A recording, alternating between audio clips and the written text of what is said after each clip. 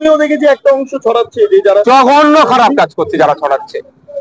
কারণ আমি জোর গলায় বলছি, যারা এই কুম্ভ বা এই সমস্ত কারো লাইফ স্টাইল নিয়ে চর্চা করছে, আমি তাদেরকে ধিক্কার নিন্দা জানাই। কারা করছে, যারাই করছে চরম ভুল কাজ করছে।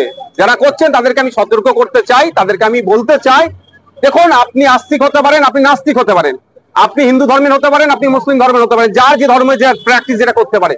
কিন্তু কুম্ভে যে যে দুর্ঘটনা ঘটেছে, যারা মারা গিয়েছে তাদেরকে নিয়ে খিল্লি করার অধিকার আপনাদের নাই। এটা ভুল হচ্ছে আপনাদের। আপনি ওখানে প্রশাসনিক ব্যর্থতা নিয়ে সমালোচনা আলোচনা করুন, যোগী প্রশাসনকে প্রশ্নবিদ্ধ করুন, তার কাছ থেকে জবাবদিহি করুন, কিন্তু তা না করে আপনি তার থেকে বেশি হিন্দু ধর্মে যারা ধর্মে বিশ্বাসী, তাদের বিশ্বাসকে নিয়ে যারা খিল্লি করছে, এটা বন্ধ হওয়া দরকার। মানে এটা কোনো একটা নির্দিষ্ট রাজনৈতিক দলের মতদর্শের, হ্যাঁ মতদর্শের না কি চাংড়া মানুষজন করছে। কারা মানে লেফট নাকি? না আমি ওটা অনেকেই করছে, বিজেপি সেজে যারা বসে আছে তারাও করছে, যারা তৃণমূল আছে, বিভিন্ন রাজনৈতিক দল থেকে করছে, যেই বা করছে আমি এটাকে পছন্দ করি না। কারণ এটা মাথায় রাখা দরকার, যেমন নাস্তিকরা ভারতবর্ষে মাথা তুলে বাঁচবে, আস্তিকরা মাথা তুলে বাঁচবে, সে যে ধর্মেরই হতে পারে না কেন। কিন্তু ধর্মীয় উৎসবকে দুর্ঘটনা করছে, সেটাকে নিয়ে যারা খিল্লি করছে তাদেরকে কোনোভাবেই মেনে নেওয়া যায় না। এখন রাজ্যপাল মহাশয় যে ভাষণটা আজকে দিলেন, তার স্পিচ যেটা আজকে রেখেছিলেন, সেই স্পিচের উপরে ডিসকাশন করার জন্য অলরেডি 7 ঘন্টা বরাদ্দ করা হয়েছে।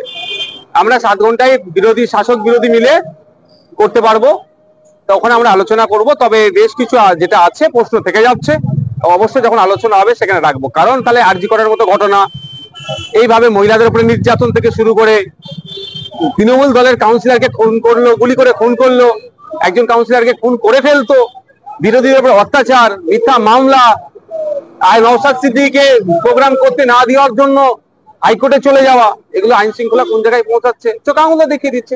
আরো বেশ কয়েকটা কথা আছে যেগুলোকে আলিয়া অবশ্যই চর্চা করা দরকার। বলছেন মাদ্রাসা শিক্ষার আধুনিকরণ করছেন, ঘোড়ার ডিম হচ্ছে আধুনিকরণ, মাদ্রাসা শিক্ষা ব্যবস্থাকে ধ্বংস করে দিচ্ছে।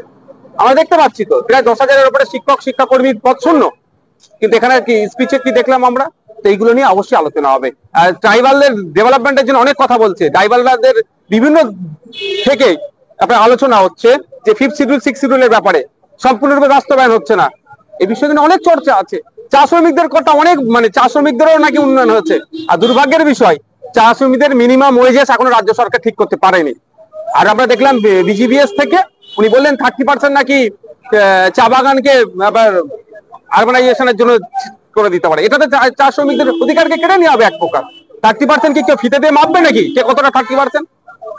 এমন ঘটনা আছে 5% বলে পুরো চা বাগানকে তারা ইয়ে করেছে, দখল করে নিয়ে এখানে নগরায়নের নামে সেখানে চা শ্রমিকদেরকে উদ্ধার করে নিচ্ছে। এই ধরনের অনেক কিছু আছে, সেগুলো আমি আশা করছি আমিও বক্তব্য যখন দেবো বা অন্য যারা দেবে। তৃণমূল দলের শৃঙ্খলা কমিটি ছিল, তার চেয়ারম্যান ছিলেন সম্মানীয় পার্থ চ্যাটার্জি মহাশয়।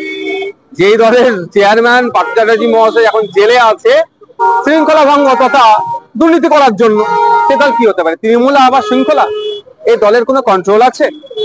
মুখ্যমন্ত্রী যে কথা বলছেন, অভিষেক ব্যানার্জি বলছেন ফেয়ার ইলেকশন হবে, কোনো হিংসা হবে না। আর সেই অভিষেক বাবু থেকে শুরু করে, অভিষেক বাবুর এলাকা থেকে শুরু করে রাজ্যের বিভিন্ন জায়গায় মানুষ তার গণতান্ত্রিক রায় মতামতকে প্রদান করতে পারছে না।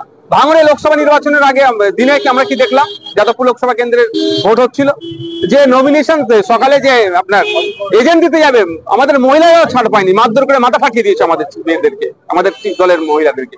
তো সেখানে তো এইগুলো ওই যে কন্ট্রোল করার কথা বলছে, হবে না। আমি আশা দেখতে পাচ্ছি না। এই কাকে বিসর্গার করছে তার দলের অভ্যন্তরীণ ব্যাপার, সেখানে আমি মতামত দিতে পারি না। তবে একটা চোরাস্রোত চলছে, যেটা তৃণমূল নেতাদের কথা থেকেই প্রকাশ পাচ্ছে। কেউ বলছে অভিষেক বাবুর নেতৃত্বে আগামী দিন 2026 বিশাল ভাবে আমরা ফিরে আসবো, আবার কেউ বলছে বর্তমান যিনি আমাদের মুখ্যমন্ত্রী আছেন রাজ্যের তথা তৃণমূল কংগ্রেসের সুপ্রিমো, তার নেতৃত্বে হবে। এই নিয়ে একটা চলছে। তবে এদের অ্যাকচুয়ালি এইগুলো আমার মনে হয় এরা ভিতর থেকে যেন কোনো একটা প্ল্যান করে করছে, যে সাবজেক্ট থেকে অবজেক্টিভ তুলে দেওয়া। সাবজেক্ট হচ্ছে আমাদের সরকারি কর্মচারীরা ডিএ পাচ্ছে না কেন, এবার বাজেট সেশনে কেন্দ্রীয় সমাহারে যাতে দিয়ে দেয় তার জন্য আলোচনা করা দরকার। দলিত আদিবাসী মুসলিম সব পিছিয়ে বর্গের মানুষের অধিকারটা সম্পূর্ণরূপে বাস্তবায়ন হচ্ছে না কেন, সে কথা বলা দরকার। কিন্তু দুর্ভাগ্যের বিষয় সেগুলো নিয়ে আলোচনা হচ্ছে না। ওই মদন বাবু কি বলেছেন অভিষেক বাবুকে নিয়ে, বা ফিরাদ বাবু কি বলেছেন, এই নিয়ে চর্চা হচ্ছে। আমাদের রাজ্যে প্রায় 8,500 স্কুল বন্ধ হতে চলেছে, সেই নিয়ে কোনো চর্চা হচ্ছে না। হসপিটালে, রাজ্য সরকারি হসপিটালে সেলাইন নাই, তা নিয়ে কোনো চর্চা হচ্ছে না। মেডিসিন নাই, তা নিয়ে কোনো চর্চা হচ্ছে না। আমাদের তিলোত্তমা বোনকে যেভাবে ষড়যন্ত্রের স্বীকার করে তাকে খুন করলো, সে নিয়ে আর কোনো চর্চা হচ্ছে না। এইগুলো নিয়ে চর্চা হওয়া দরকার, যাতে না চর্চা হয় সেই জন্য মদন বাবুদেরকে ফিট করে হয়তো এই যেন পিসি ভাইপোর একটা লড়াই আছে সেটা দেখানোর চেষ্টা হচ্ছে। ইতিপূর্বে মমতা ব্যানার্জি সরকার বলেছিলেন বা মমতা ব্যানার্জি বলেছিলেন 10,000 মাদ্রাসা দেবো। 10,000 মাদ্রাসার মধ্যে কটা দিয়েছে দেখুন, দিয়া তো দূরের কথা, মাদ্রাসা শিক্ষা ব্যবস্থার সাথে যারা যুক্ত শিক্ষক শিক্ষাকর্মী যে 614টা সিনিয়র টাইপ আই মাদ্রাসা যেগুলো আছেন সরকারি মাদ্রাসা, তাতে 10,000 শূন্য পদ হয়ে গিয়েছে। এটা শুধুমাত্র সামনে 2026 ভোট আসছে, মুসলমানদেরকে বোকা বানিয়ে ভোট দেওয়ার কথা বলছে। আর এইটাকে কাজে লাগিয়ে শুভেন্দু বাবুরা হিন্দু ভোটকে একত্রিত করার জন্য আবার ডেকে দেওয়ার চেষ্টা হচ্ছে। কিন্তু শুভেন্দু বাবুর সাথে এটা বলা দরকার ছিল, রাজ্যে যে 12-13টা ইংলিশ মিডিয়াম মাদ্রাসা হয়েছে সেখানে যে পর্যাপ্ত পরিমাণে শিক্ষক নাই সেটা আগে সেটা শিক্ষক দেওয়া দরকার। এটা শুভেন্দু বাবু লিডার অফ অপোজিশন হিসাবে তার কাছ থেকে আশা করা যায়। কিন্তু তিনি তো আর একটা সমাজের মানুষের ভোট চান না, তিনি শুধু হিন্দু ভোটের প্রয়োজন আছে সেই জন্য শুধু কথা বলছেন। সাথে সাথে উনি মাদ্রাসার কথা বলছেন, আনএডেড মাদ্রাসায় আপনার আনএডেড মাদ্রাসা থেকে শুরু করে এমএসকে এসএসকে থেকে শুরু করে 614টি যে মাদ্রাসা আছে, বিজ্ঞানসম্মত ভাবে যে ক্রাইটেরিয়া করার দরকার, যে ইকুইপমেন্ট গুলো দেওয়া দরকার, পরিকাঠামো যেটা করার দরকার সেটা করতে ব্যর্থ হয়েছে। কিন্তু বড় বড় ভাষণ দিচ্ছে রাজ্য সরকার, আর সেটাকে কাজে লাগিয়ে শুভেন্দু বাবু তার রাজনৈতিক ফায়দা নেওয়ার চেষ্টা করছে। আমাদের দেখুন, রাজ্যে আইন শৃঙ্খলা পরিস্থিতির ভালো বলছে, কিন্তু আমাদের পুলিশকে দিয়ে কাজে লাগাতে চায় না। তো ব্যাপারটা আপনাদের আমি বলি, ব্যাপারটা হচ্ছে পুলিশের ভূমিকা নিয়ে প্রশ্ন তুলে দিচ্ছে। পুলিশকে সবসময় সামনে দাঁড় করিয়ে দিচ্ছে, কিন্তু আমাদের পুলিশ কি পারবে না? আমাদের পুলিশকে যদি ছেড়ে দেয়, অবৈধ এই বাড়িগুলো তুলতে দেবে না, ভাঙা তো দূরের কথা, তো বাড়ি তৈরি হলে তারপরে তো ভাঙবে। কিন্তু আমাদের এই পুলিশকে সেটা কাজে লাগাতে চায় না, ফলে কোর্ট বাধ্য হয়ে সেন্ট্রাল ফোর্সকে ডাকছে। বাংলাদেশে এটা আন্তর্জাতিক ইস্যু, আমাদের এক্সটার্নাল অ্যাফেয়ার্স মিনিস্টার আছে, দেশের প্রধানমন্ত্রী আছে, তারা বলবেন। আমি শুধু এতটুকুই বলতে পারি, একজন বাঙালি হিসাবে বাঙালি ভাইদের ওখানে বাংলাদেশে অস্থিরতা তৈরি হয়েছে, আমি আশা করব দ্রুত বাংলাদেশে নির্বাচন হোক। নির্বাচন হলে একটা দায়িত্বশীল সরকার গড়ে উঠবে, তাহলে এই ধরনের যে অস্থিরতা আশা করছি সেটা অনেক। দেখুন, আমরা বিজেপি তৃণমূলকে হারানোর জন্য আমরা একটা জোট তৈরি করার প্রচেষ্টায় আছি, চেষ্টা আমরাও চালাচ্ছি। সেই জোটে যারা যারা আসতে চাইবেন তাদেরকে আমরা স্বাগত জানাবো, বা অন্য কেউ যদি প্রচেষ্টা চালায় বিজেপি তৃণমূলকে সত্যিকার অর্থে হারাতে হবে, তারা আহ্বান করলে তাদের কাছে যাব, প্রয়োজনে অনেক স্যাক্রিফাইস করে নেবো বিজেপি তৃণমূলকে হারানোর জন্য রাজ্য থেকে।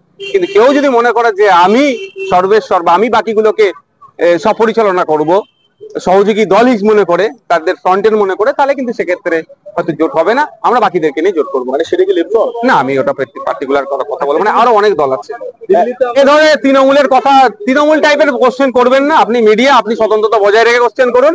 12টা কোশ্চেন হচ্ছে আপনার, 12টা সিট হচ্ছে কংগ্রেস আর আম আদমি পার্টির কাটাকাটিতে হচ্ছে। ব্যাপারটা হচ্ছে এটা কি এনজিও নাকি যে আসাদ সাহেব ছেড়ে দেবে, কংগ্রেস ছেড়ে দেবে, আপ পার্টি ছেড়ে দেবে? এটা কেউ এনজিও নয়, সবাই রাজনৈতিক লড়াই করার অধিকার আছে, লড়াই করবে। যদি তৃণমূল ভয় পায় তাহলে তা এখানে যারা আছে, আরো যারা রাজনৈতিক দল আছে তাদেরকে সিটগুলো ভাগ করে দিয়ে দিক। কেন দেখছিলাম সোশ্যাল মিডিয়ায় চর্চা, অসুবিধা কি আছে? উনি 1 লাখ 1.5 লাখ টাকা মাইনের চাকরি করেন, সাম্মানিক ভাতা পান, ওনার পরিবারের ইনকাম আছে, এটা নিয়ে চর্চা করা অনুচিত। বলা দরকার যে পশ্চিমবাংলার আপনার কলকাতা কর্পোরেশনের যিনি সর্বোচ্চ জনপ্রতিনিধি, তিনি কেন বারবার তার এই এলাকায় এই ধরনের আগুন লেগে যাচ্ছে সেটা না লাগে, তার জন্য যে সমস্ত পরিস্থিতি বা পরিকাঠামো করা দরকার সেটা কেন করতে পারছে না, এই প্রশ্ন করা দরকার ফিরহাদ হাকিম সাহেবকে। যে অল্প বৃষ্টিতেই কলকাতা কেন ডুবে যাচ্ছে, এই প্রশ্ন করা দরকার। তার জুতোর সাইজ কত, জুতোর দাম কত, চশমার সাইজ কত, ওটা আমাদের একটারের মধ্যে আমার মনে পড়ে না, আমি ও নিয়ে চর্চাও করবো না। মানে এইটাই, মানে কারা ছড়াচ্ছে বলুন তো সোশ্যাল মিডিয়াতে? কুম্ভনীয় দেখেছি একটা অংশ ছড়াচ্ছে, যে যারা জঘন্য খারাপ কাজ করছে যারা ছড়াচ্ছে, কারণ আমি জোর গলায় বলছি, যারা এই কুম্ভ বা এই সমস্ত কারো লাইফ স্টাইল নিয়ে চর্চা করছে, আমি তাদেরকে ধিক্কার নিন্দা জানাই। কারা করছে? যারাই করছে চরম ভুল কাজ করছে। যারা করছেন তাদেরকে আমি সতর্ক করতে চাই, তাদেরকে আমি বলতে চাই, দেখুন, আপনি আস্তিক হতে পারেন, আপনি নাস্তিক হতে পারেন, আপনি হিন্দু ধর্মের হতে পারেন, আপনি মুসলিম ধর্মের হতে পারেন, যার যে ধর্মে যে প্র্যাকটিস যেটা করতে পারে, কিন্তু কুম্ভে যে দুর্ঘটনা ঘটেছে, যারা মারা গিয়েছে তাদেরকে নিয়ে খিল্লি করার অধিকার আপনাদের নাই। এটা ভুল হচ্ছে আপনাদের।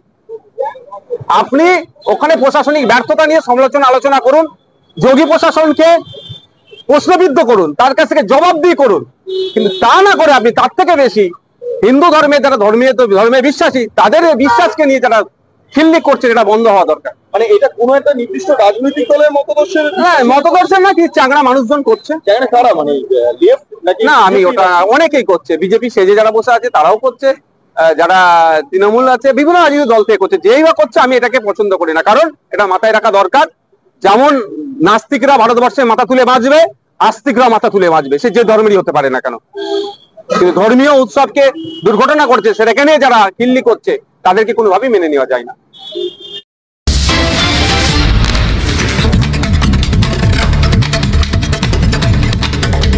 আপনারাও চোখ রাখবেন আপনার কণ্ঠ, আপনাদের কণ্ঠ ইনসাফ টিভি।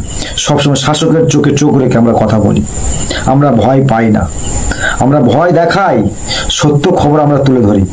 আপনারাও চোখ রাখবেন ইনসাফ টিভির পর্দায়।